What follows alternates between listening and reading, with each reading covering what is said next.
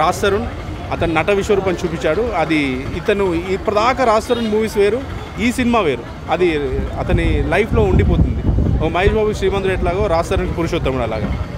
Brahmanandam comedy కానీ actually Brahmanandam గారు కనిపిస్తేనే నవ్వొస్తుంది మనకు. బట్ ఆయన ఉన్న 5 నిమిషాలు మాత్రం థియేటర్ అల్లాడిపోయింది. చాలా అంటే చాలా హెల్యూరియస్గా సాగింది బ్రహ్మానందం. ఎవరిదండి? బ్రహ్మానందం గారు.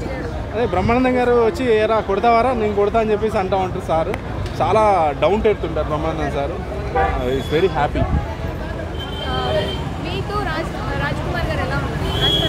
యా రాజ్ తరుణ్ గారు.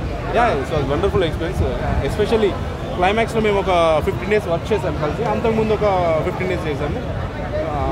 జనరల్గా మీరు నేను ఎలా ఉంటాం అలానే ఉంటాడు ఆయన. బాబాయ్ ఎలా ఉన్నావు, టిఫిన్ చేసావా, ఓకేనా, అంత బాగుందా, ఎలా పడ్డావు కదా, దెబ్బ తగిలిందా ఏంటి అని ఇట్లా అడుగుతూ ఉంటాడు.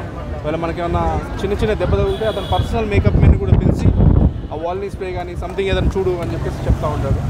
సో అతనితో నాకు పర్సనల్ ఎక్స్పీరియన్స్ అది.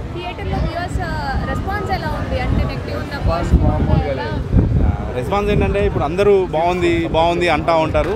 బట్ నేను చెప్పిన టాకు మీకు ఇప్పుడు కాదు, ఒక 1 day తర్వాత క్లారిటీ వస్తుంది.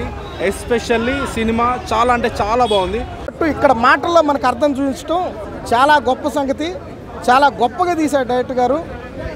రామాయణం మనం చూసిపోయినా అయోధ్య చూసుంటారు. అయోధ్య చూడని వాళ్ళు ఇక్కడ పురుషోత్తముడు సినిమా చూడండి. ప్రతి మాటలో ప్రతి హీరోయిజంలో మన రామాయణ గొప్పగా చూపిస్తూ మన హీరోను కూడా ఒక 10 మెట్లు పై స్థాయికి ఎక్కించాడు.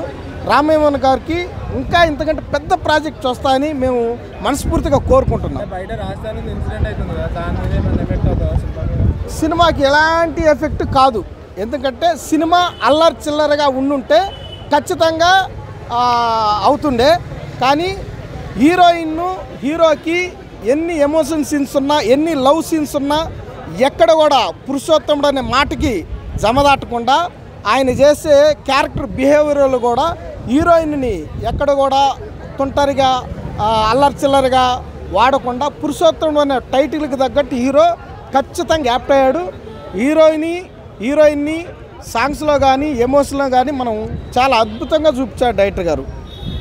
పూల తోటల గురించి బాగా తీశారు.